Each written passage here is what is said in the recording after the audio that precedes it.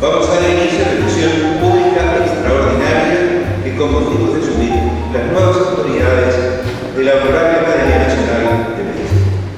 Se encuentran presentes en el estrado el señor presidente saliente de la Honorable Academia Nacional de Medicina, académico Manuel Luis Martí.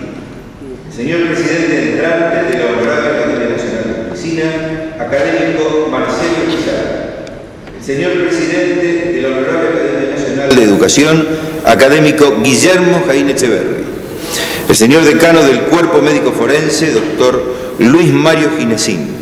Señor decano de la Facultad de Medicina de la Universidad de Buenos Aires, profesor doctor Ricardo Gelpi. El señor decano de la Facultad de Ciencias Médicas de la Pontificia Universidad Católica Argentina, doctor Miguel Ángel Schiavone. Señor decano de la Universidad Católica Argentina de La Plata, profesor doctor Fermín García Marcos. En representación de la señora decana de la Facultad de Ciencias Médicas de la Universidad Nacional de La Plata, profesor doctor Alberto Mario Fontana. El señor presidente de la Academia Nacional de Odontología, académico Eduardo Rey, y el señor vicepresidente de la Academia Nacional de Historia, académico Eduardo Zimmerman. Además, nos distinguen con su presencia señores presidentes y representantes de academias nacionales, señores expresidentes de la Honorable Academia Nacional de Medicina, señores miembros del Consejo de Administración, señores asesores, señoras y señores académicos, señoras y señores. A partir de este momento, rogamos por favor tengan a bien silenciar o apagar los celulares. Señores y señores, para iniciar formalmente el acto, vamos a escuchar la palabra del señor presidente saliente de la Honorable Academia Nacional de Medicina, académico Manuel Luis Martí.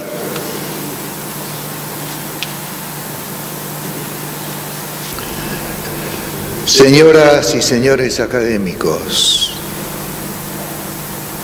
señoras y señores, amigos, colegas, en primer lugar vamos a recordar a 3 académicos que desaparecieron en este periodo. Nos referimos a Olindo Martino, Rómulo Cabrini y Roberto Pradier. Los 3 fueron grandes médicos y dieron lustre a esta academia con el brillo de sus personalidades y conocimientos y han dejado un gran vacío entre nosotros. Cuando este Consejo de Administración comenzó su tarea hace 2 años, los tiempos no eran fáciles. Cuando lo finaliza, nuestro país nos regala con algunas de las dificultades a las que estamos habituados. En toda mi vida no recuerdo etapas sin problemas a las que, gracias a Dios, los sufridos habitantes de nuestro país somos capaces de enfrentar y sobrevivir. Eso es precisamente lo que ocurrió con este Consejo, compuesto por personalidades de la medicina argentina que han puesto su profesionalidad, sus sentimientos y su voluntad para llevar adelante el mandato recibido de sus pares. El hecho institucional de mayor trascendencia fue el traspaso del Ministerio de Ciencia, Tecnología e Innovación Productiva al Ministerio de Salud, con lo que se evitó el maltrato sufrido con la administración anterior. La Academia mantiene su autonomía, pero es el Ministerio de Salud el encargado de suministrarle el subsidio que le corresponde por la ley. Al mismo tiempo, se pudo modificar la pertenencia del personal a UTEDIC, que es el sindicato. La modificación consiste en que el personal continúa adherido a UTEDIC, pero se maneja con las paritarias de la UPCN, lo que produce un alivio financiero muy significativo para la Academia, porque son diferentes, muy diferentes en tiempo también las paritarias. Estas dos mejoras, el traspaso y la modificación sindical, se debieron a la tarea desarrollada por el académico Jorge Lemus a favor de la Academia mientras estuvo a cargo del Ministerio de Salud.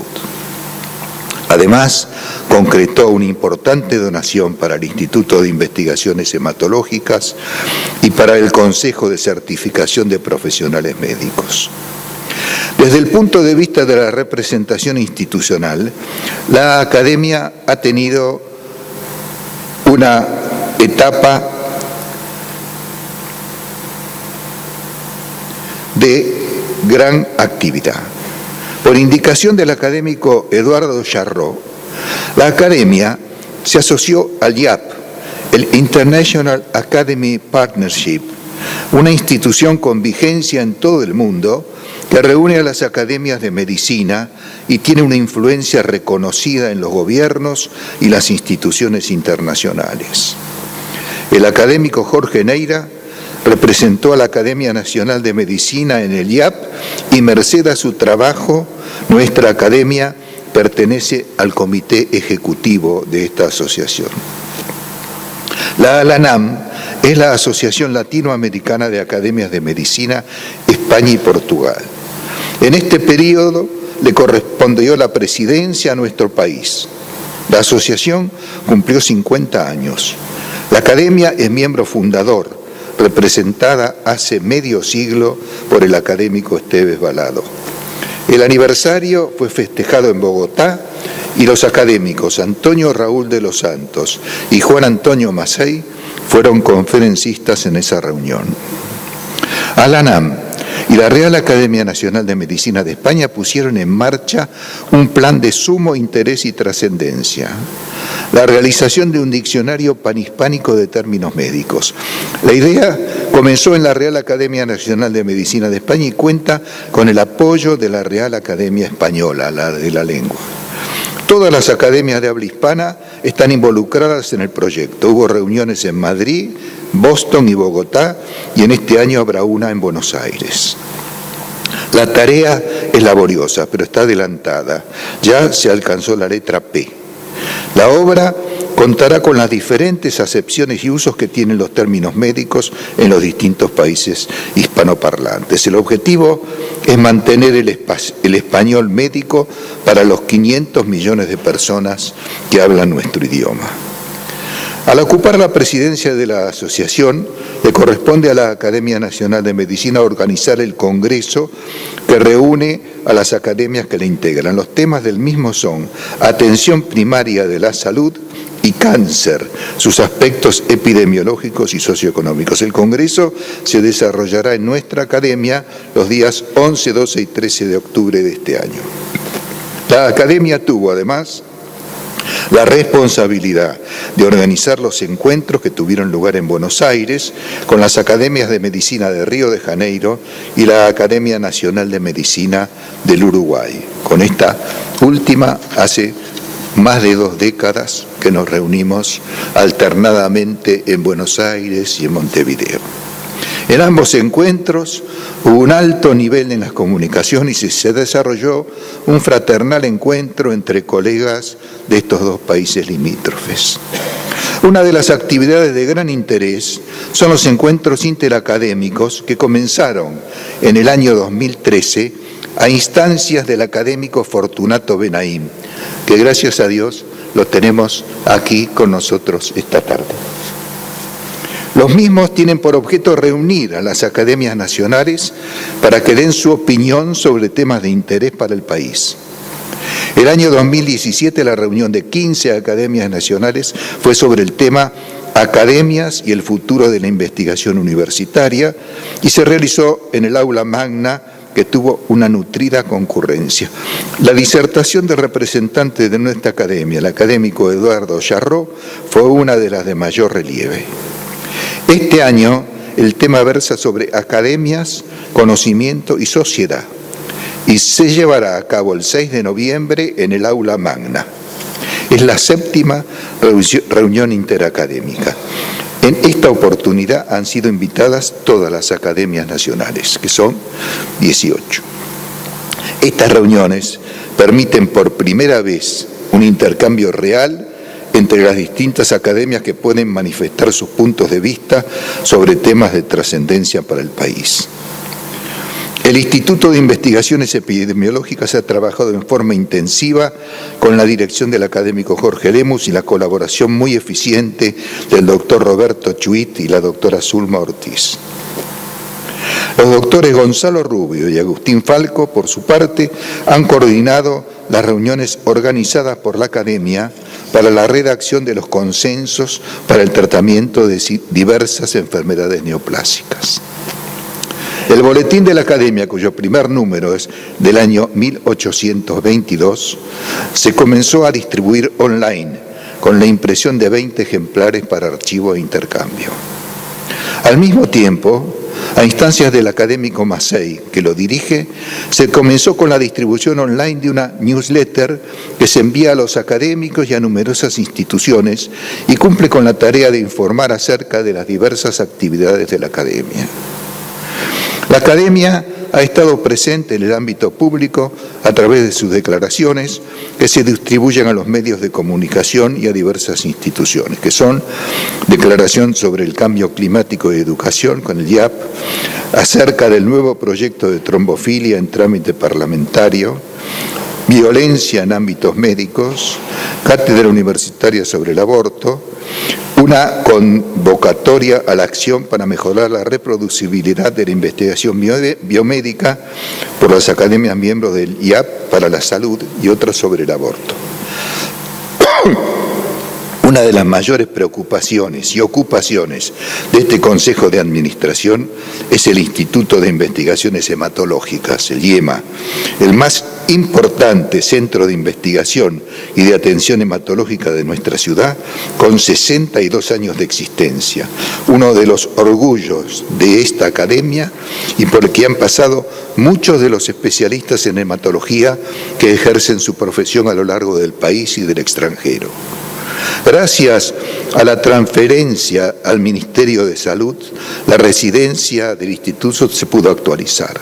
Al mismo tiempo, se han conseguido la internación en diversas instituciones de los enfermos que la requieren.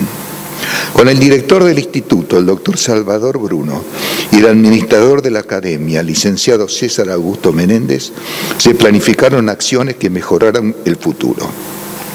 Un hecho de gran importancia ha sido la incorporación de la licenciada Cecilia Giordano, con experiencia en el ámbito de la medicina prepaga y de la administración, y comenzó a ocuparse de la reorganización del instituto en el sentido de la atención y la relación con las instituciones sociales y médicas que emplean los servicios de la academia.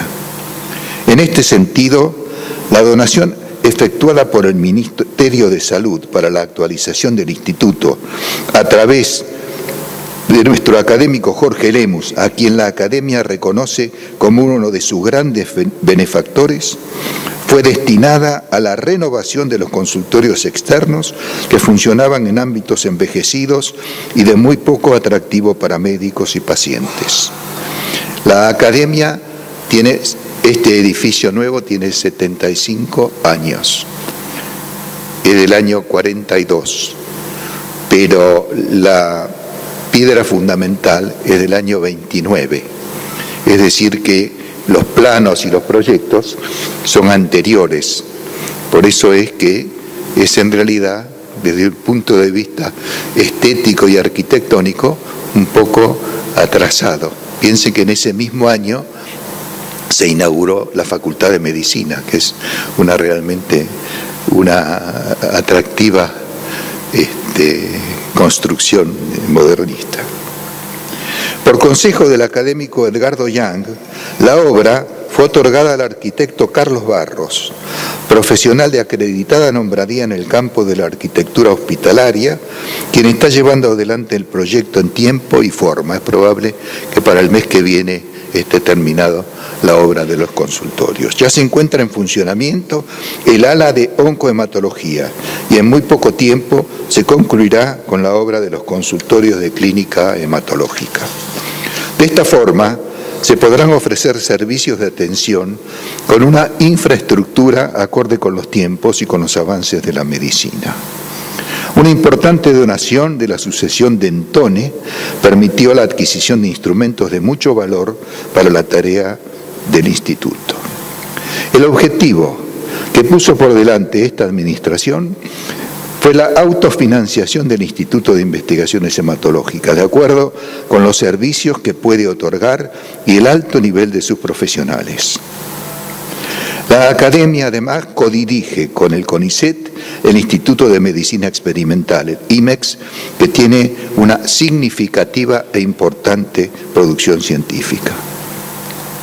La biblioteca siempre ha sido un pilar en el trabajo de la Academia.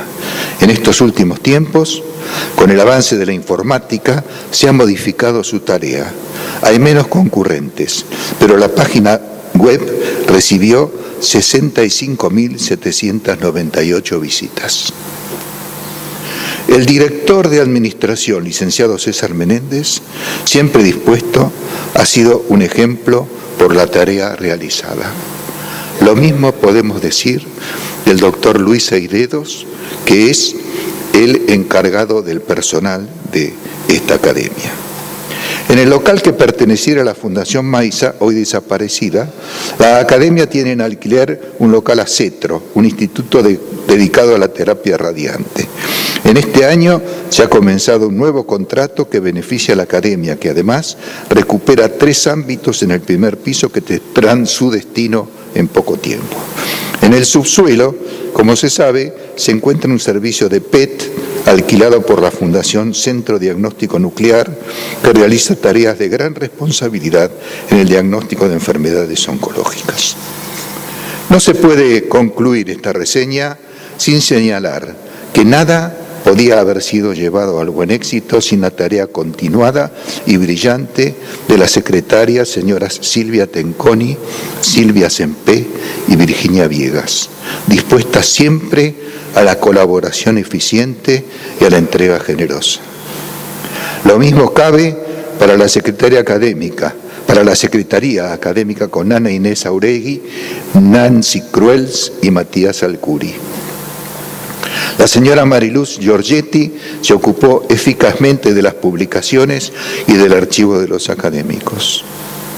Una mención aparte merece todo el personal de la Academia, que colaboró siempre, aun en situaciones de complejidad, que fueron aceptadas con paciencia y a quien agradecemos.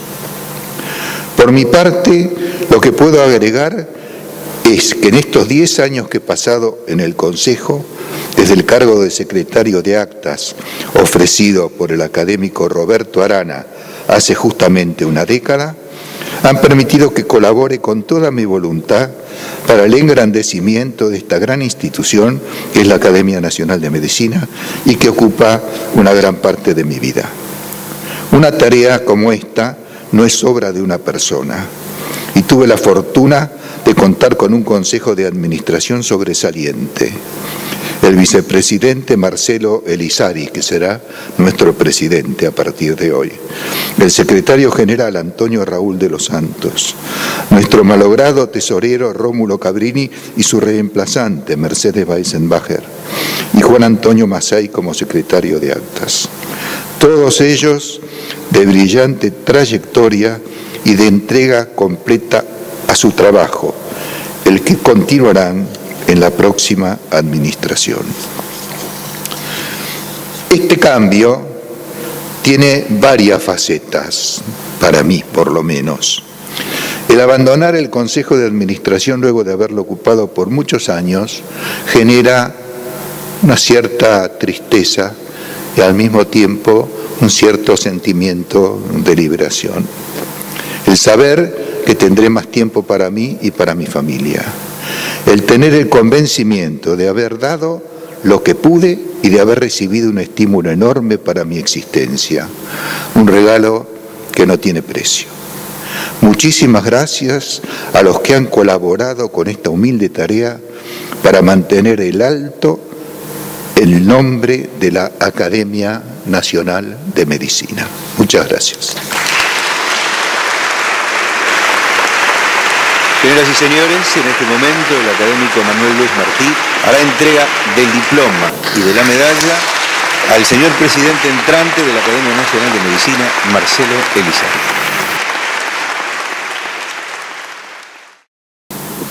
Muy bien, señores y señores, a continuación hará uso de la palabra el flamante presidente de la Honorable Academia Nacional de Medicina, académico Marcelo Elizalde.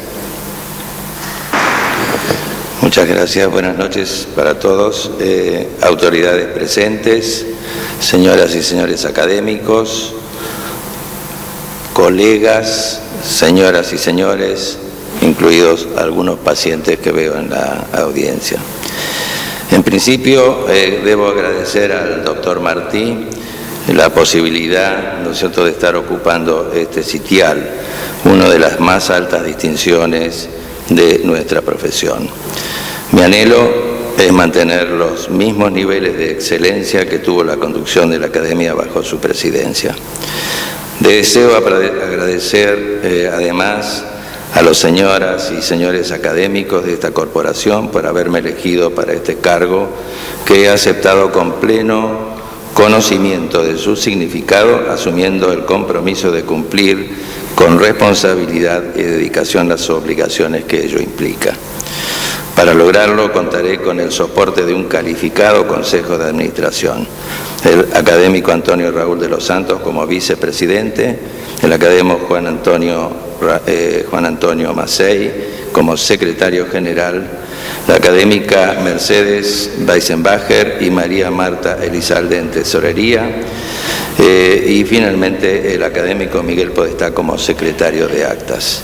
Por otra parte, el asesoramiento, consejo y respaldo permanente del plenario académico me permitirán regir la academia cumpliendo los objetivos que la sustentan.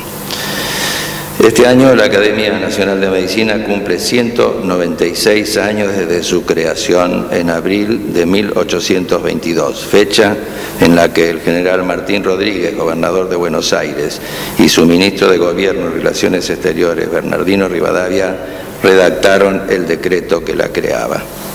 Poco después, el plenario académico designó presidente honorario perpetuo a Bernardino Rivadavia, quien desde entonces su gusto preside todas estas reuniones.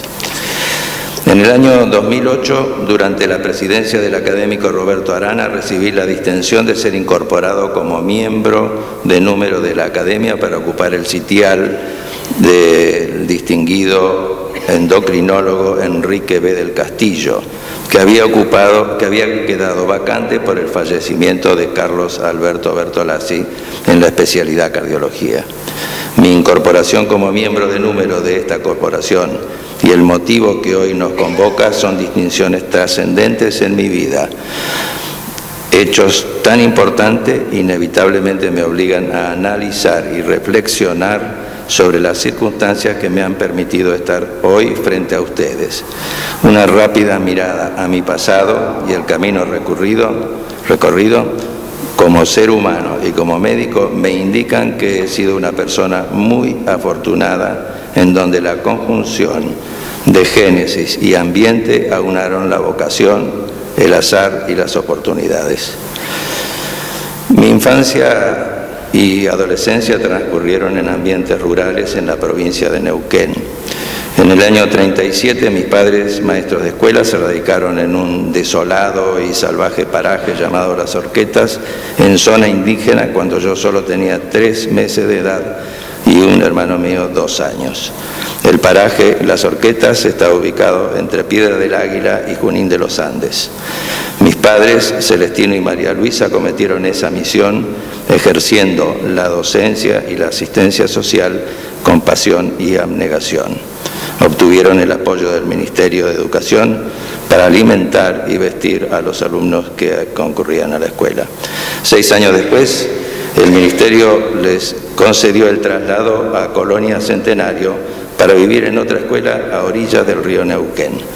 Los habitantes de esa naciente colonia eran todos inmigrantes europeos que habían dejado una Europa en guerra y que llegaron a la Argentina en busca de un mundo de paz y oportunidades de desarrollo personal para contribuir al crecimiento y progreso de un gran país que hoy vemos con nostalgia.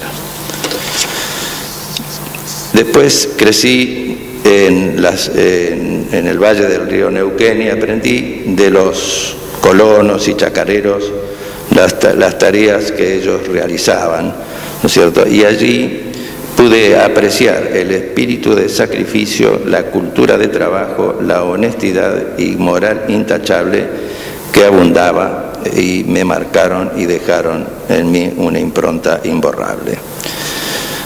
La profunda fe religiosa de mis padres, su espíritu solidario, la firmeza en la conducta, la voluntad probada en la acción, sus inquebrantables principios de la dignidad y el deber, fueron los valores que les permitieron educar con el ejemplo, modulando la personalidad de sus alumnos y ganar el respeto y el aprecio de toda la colonia que hoy es ya una ciudad.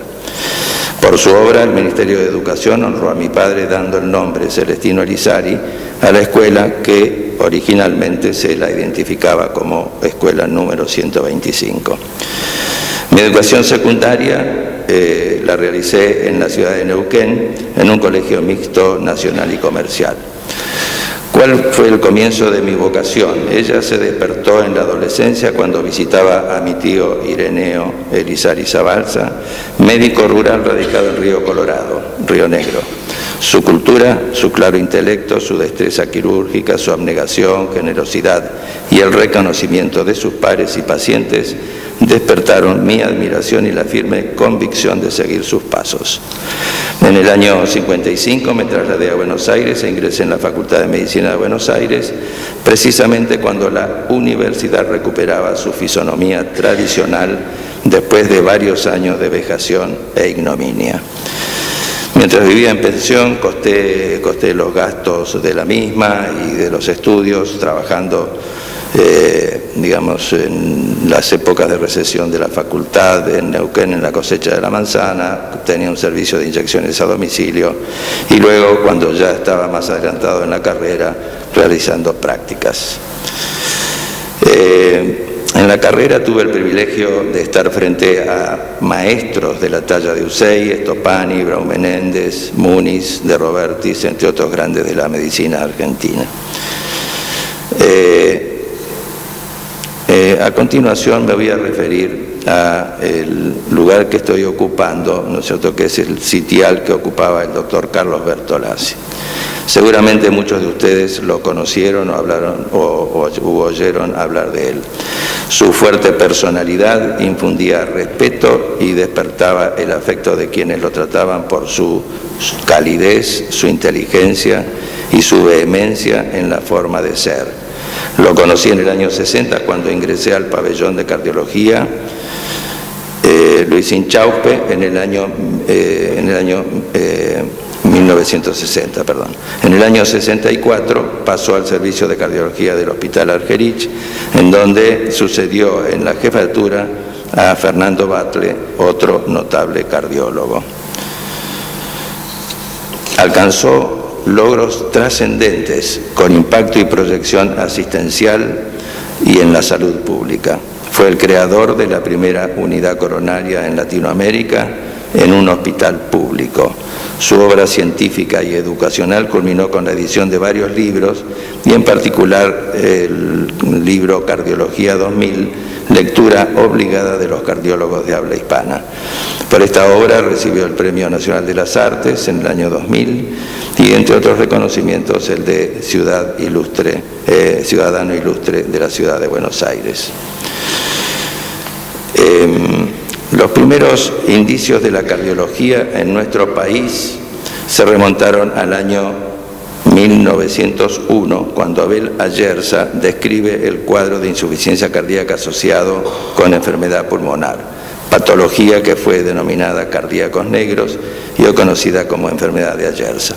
Me voy a referir un poco ahora a toda la historia de la cardiología argentina y a los personajes, ¿no es cierto?, que la hicieron tan importante como van a ver. A partir de este aporte, reconocido por la comunidad científica internacional, la cardiología argentina mostró un crecimiento sostenido con personalidad propia, separándose de la clínica general. En el 1912, Bernardo Usay trae al país el primer electrocardiógrafo de origen alemán e inició las investigaciones sobre la circulación y el corazón en nuestro país. A fines de la década del 20, la cardiología se llevaba a cabo en servicios de clínica médica. En el ámbito de la ciudad de Buenos Aires se destacó la sala 12 del Hospital Ramos Mejía.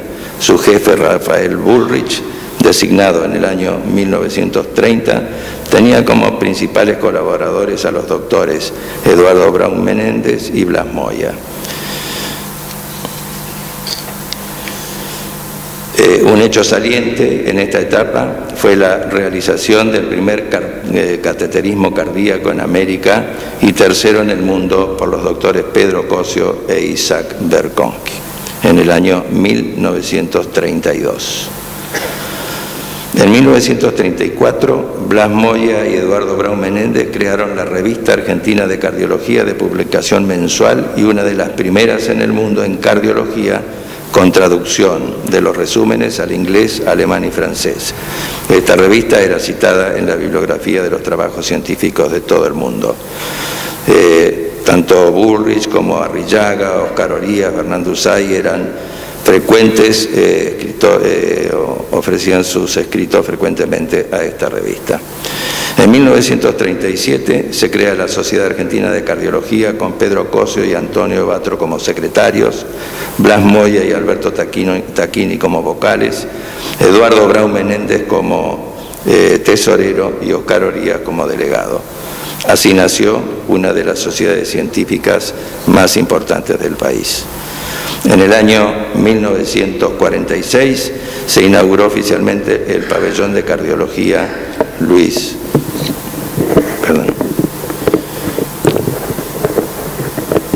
el pabellón de cardiología Luis H. Inchauspe en el Hospital Ramos Mejía, bajo la dirección del profesor Blas Moya. Primer servicio con internación propia y el primero con residencia médica en la Municipalidad de Buenos Aires. Un jefe y 10 residentes vivían en el pabellón, brindando contención y la mejor asistencia médica posible en aquellos años. En el año 39, Eduardo Braun Menéndez con Leloir, Muñoz y Tacchini descubren la hipertensina, factor humoral de origen renal en la hipertensión arterial. Pocos días después, Irving Page en Estados Unidos descubre la misma sustancia que denominó angiotonina. Braun Menéndez y Page acordaron llamarla angiotensina. A partir de los años 60, la Argentina pasó a un primer plano en la cardiología mundial por el desarrollo de terapéuticas que beneficiaron a millones de pacientes para aliviar sus dolencias y prolongar la vida. Yo llamaría a este periodo las décadas de oro de la cardiología argentina. En primer lugar, debo mencionar a René Favrolo, quien perfeccionó y logró que su técnica quirúrgica del bypass coronaria se difundiera por todo el mundo al lograr un cambio radical en la historia natural de la enfermedad de las arterias coronarias. Millones de pacientes sobrevivieron a una patología que hasta ese momento era irrecuperable en el corto o mediano plazo. En el año 1967 decía Donald Effler, director del Departamento de Cirugía Torácica y Cardiovascular de la Cleveland Clinic, que se enorgullecía de contar en su institución con el gran cirujano argentino que había perfeccionado el método como si lo hubiera creado. En el año 1987 se implantó por primera vez un stent periférico a nivel de las arterias ilíacas, ideado por el argentino Julio Palmas, y poco después fue implantado en arterias coronarias en Brasil y en Europa. En el año 1994, la FDA de Estados Unidos aprobó su utilización en pacientes. El stent revolucionó la hemodinamia intervencionista y fue declarado una de las 10 patentes que cambiaron el mundo. Por ello, Palmas, egresado de la Universidad Nacional de La Plata, ocupa un lugar en el Salón de la Fama de los Inventores en Norteamérica. También trascendente y relacionado con esto está la utilización de los stent por Juan Carlos Parodi para el tratamiento de los aneurismas y patología de la arteria aorta y sus principales arterias. También, como con el bypass coronario, la diferencia entre la cirugía a cielo abierto y la colocación de un stent mediante un catéter no merece comentarios. La historia de las contribuciones argentinas al progreso de la medicina tuvo su expresión también en el tratamiento de las cardiopatías congénitas. Antes de la década de los 70, los niños que nacían con un ventrículo único o una atresia tricuspidia morían irremediablemente. El doctor Guillermo Kreuzer del Hospital de Niños de Buenos Aires y el doctor Francis Fontan en París describieron en forma separada y simultánea una técnica quirúrgica para paliar las consecuencias de esta patología, consistente en conectar la aurícula derecha a la arteria pulmonar o sus ramas, para que la sangre fluyera al pulmón libremente. Hoy esta cirugía se conoce con el nombre de Fontan-Kreuzer. En una publicación muy reciente dicen que primero está Fontan, porque la F está antes que la K, y porque tiene más edad.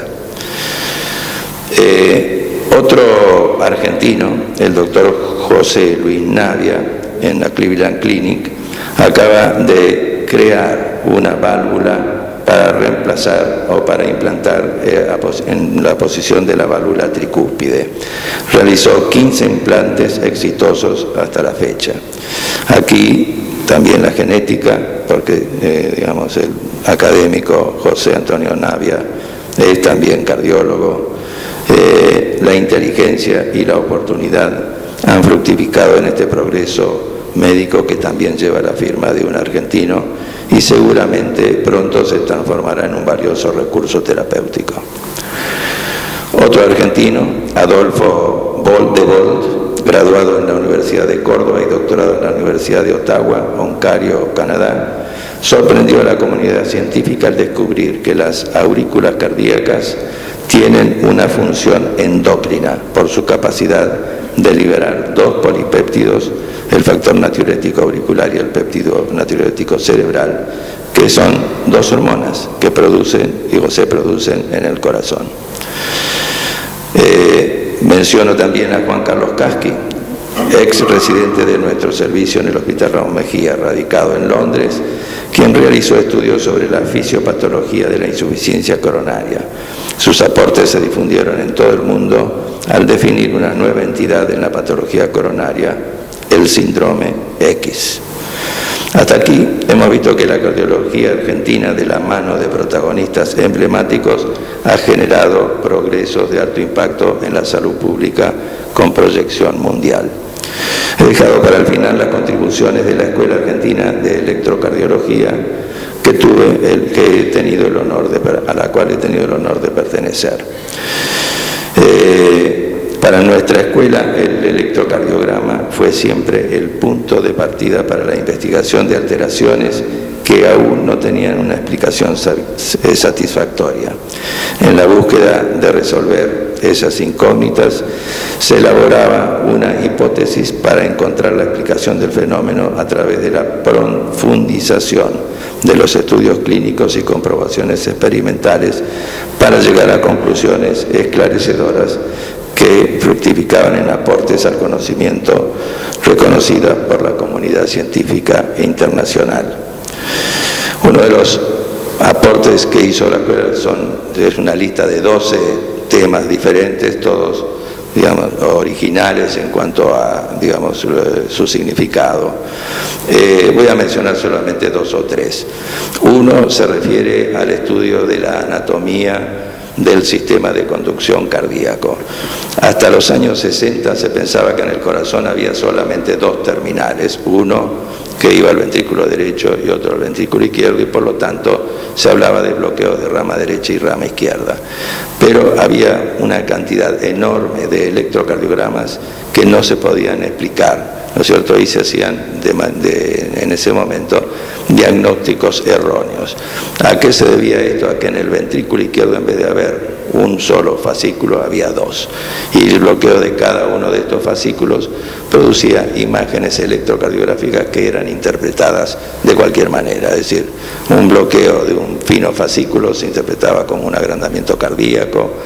Estos bloqueos podían simular infartos, disimular infartos, simular isquemia, disimular isquemias, de manera que, digamos, la propuesta que se hizo es decir, en la Argentina a partir de estos estudios, que fue, digamos, volcada a un libro, editado en el año 68 por Paidós, se pudo, digamos, reconocer una cantidad de imágenes electrocardiográficas que eran totalmente desconocidas hasta ese momento, a tal punto que yo diría que quien no conoce esto no puede informar correctamente un electrocardiograma. Otro aporte importante de nuestra escuela fue la descripción del fenómeno que llamamos memoria cardíaca. En términos más científicos, se llamaría esto la modulación electrotónica de la repolarización ventricular. La memoria cardíaca también es un hecho clínico fundamental que debe ser conocido, porque de no ser interpretado correctamente motiva internaciones innecesarias o diagnósticos erróneos. Y por último, es decir, nuestro interés en el diagnóstico y tratamiento de las arritmias estuvo siempre muy relacionado con la farmacología, ¿no es cierto?, en el tratamiento de estas alteraciones. Y en el año 1970, con Rosenbaum, en un viaje que hicimos a Elsinore, en Dinamarca, vimos que había una molécula que se utilizaba para otra patología que pensamos podría tener un gran valor como antiarrítmico. Así fue como descubrimos que la amiodarona era un poderoso antiarrítmico con amplio espectro. Seguramente muchos de ustedes saben que esta droga es utilizada con mucha frecuencia en el tratamiento de arritmias graves, tanto auriculares como ventriculares. De manera que para nuestra escuela estos fueron los principales aportes. Después hubo, digamos, otras contribuciones con respecto a la patogenia de las miocardiopatías y de algún síndrome genético que no voy a mencionar por falta de tiempo. La interrelación, un comentario que debo hacer es el siguiente, es decir, nuestro trabajo se daba en el hospital, donde teníamos las observaciones clínicas y al mismo tiempo un laboratorio en donde podíamos interrelacionar una cosa con la otra, y eso fue una de las razones que nos permitieron explorar y aclarar es decir, muchas situaciones desconocidas y cambiar o romper paradigmas. Nosotros abordábamos los diferentes temas de investigación como una actividad no conformista que demandaba pasión, rebeldía intelectual y cierto componente de espíritu de aventura. El reconocimiento internacional de nuestros aportes se los voy a mencionar brevemente.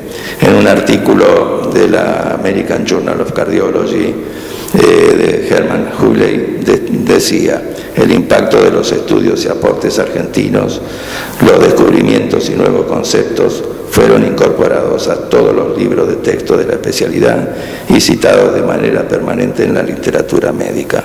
Su trascendencia fue también expresada por Asierno en el libro La historia de la cardiología, The History of Cardiology, cuando dice: Rosenbaum y colaboradores fueron los promotores en reunir datos clínicos y experimentales que actuaron como catalíticos para la investigación futura de los anatomistas, patólogos y electrofisiólogos. Leonard Dreyfus, que era presidente del American College of Cardiology, dijo: este grupo fue capaz de lograr uno de los progresos más excitantes de la electrocardiología. Todo esto, por supuesto, me permitió a mí viajar por el mundo. Fui invitado a distintos lugares, pero creo que no vale la pena comentarlos.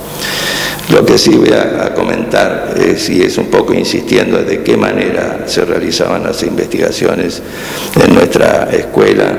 Era que ese Rosenbaum nos había inculcado el espíritu crítico y la rebeldía intelectual como principios esenciales en la investigación científica.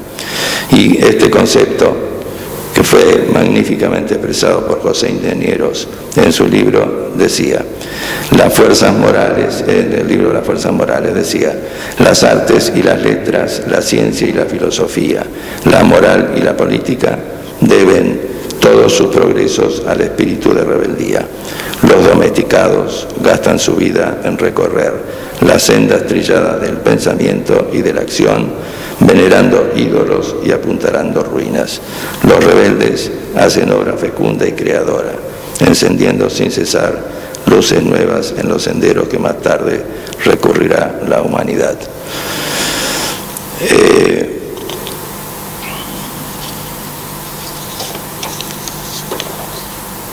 Nuestra motivación en la investigación fue el interés de saber más y satisfacer la curiosidad mediante la solución de incógnitas, anteponiendo ideas a los datos como la mayor fascinación del conocimiento y su recompensa intrínseca al encontrar la solución de los problemas que plantea a diario nuestra profesión.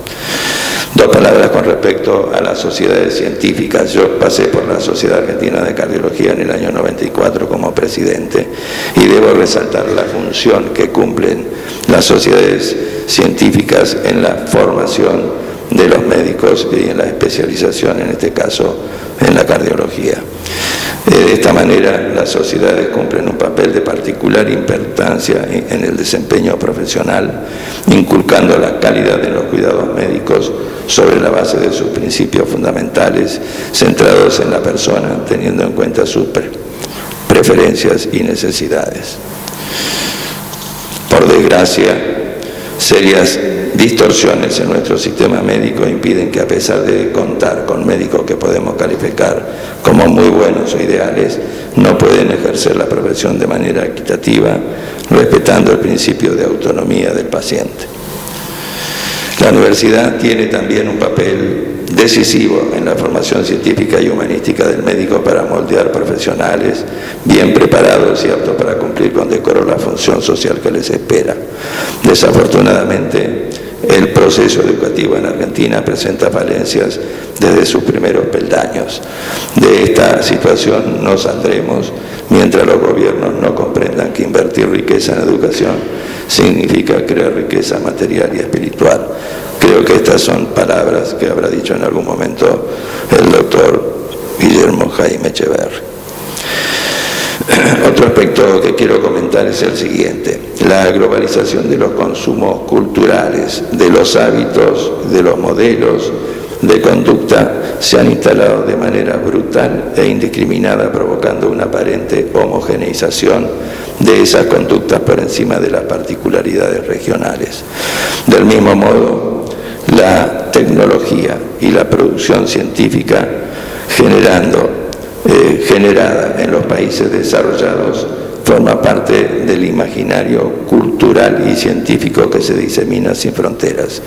En esta ilusoria pertenencia simbólica al primer mundo, una gran parte del planeta convive en una despiadada desigualdad material y cultural, y nosotros no somos la excepción. No me voy a referir ahora a todo lo que ya el doctor Martí explicó con detalle en cuanto a los distintos sectores o lugares que funcionan en la Academia Nacional de Medicina. Me refiero a las comisiones, secciones e institutos que fueron magníficamente explicados por él, incluyendo el instituto el IMEX, que es el Instituto de Investigaciones Médicas, dirigido por la doctora Shatner. En principio, todo esto entonces, como les decía, fue explicado muy bien por el doctor Martí.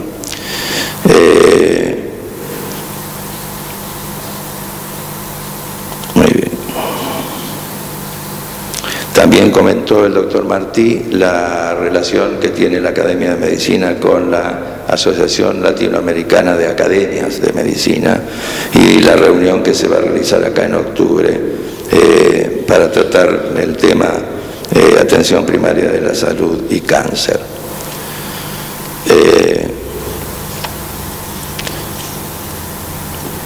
Muy bien. Ahora me voy a referir brevemente a, mi misión en el cargo de presidente de la Academia. En primer lugar, se intentará o intentaremos mantener la sustentabilidad de la Academia, que es una de las más importantes, ya que de ello depende su normal funcionamiento y supervivencia. Para ello será fundamental y de vital importancia lograr que el Ministerio de Salud Pública de la Nación mantenga su aporte actual de manera permanente con los incrementos correspondientes generados por la inflación. Por otra parte, y continuando la política motorizada por las presidencias anteriores, intentaremos encontrar la mejor forma de incrementar los ingresos genuinos.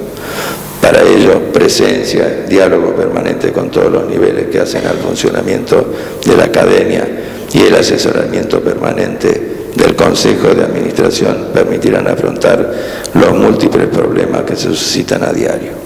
Ante situaciones especiales, muy delicadas, no se tomará ninguna decisión sin haber solicitado ante la opinión y la aprobación del plenario académico. Nada de todo esto sería posible sin la colaboración idónea e irrestricta de los integrantes de la Secretaría de la Presidencia, la Dirección de Asuntos Académicos, la Dirección Administrativa y el Consejo Legal a cargo de los abogados que nos asesoran. Finalmente, no puedo despedirme de ustedes sin antes efectuar algunos agradecimientos. En relación a los 53 años de actividad como médico en el Hospital Ramón Mejía, deseo agradecer sinceramente el esfuerzo, dedicación, responsabilidad y humanidad de los médicos de planta, residentes, técnicos, secretarias y personal auxiliar. En ellos reside la explicación de todo lo que dio trascendencia a ese lugar. Un agradecimiento especial a mi secretaria Cecilia McKeon, que me acompaña brindando su excelente asistencia como secretaria de hace más de 30 años. A los pacientes y familiares más queridos que hoy me acompañan, mi genuino agradecimiento por la confianza y comprensión que me han dispensado siempre al permitirme ofrecerles mi atención, consejos y cuidados.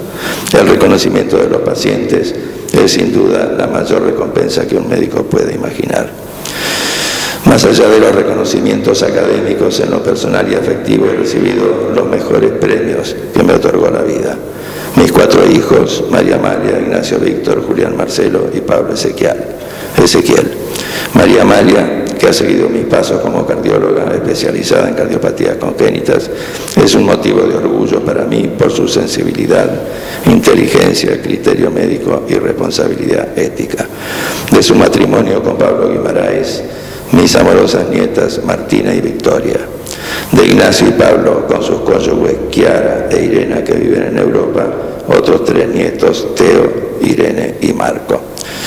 Y finalmente, debo decir que desde hace más de 30 años me acompaña Elizabeth, brindándome cuidados, amor y comprensión, haciendo que a mis años disfrute una etapa gloriosa. Muchísimas gracias a todos.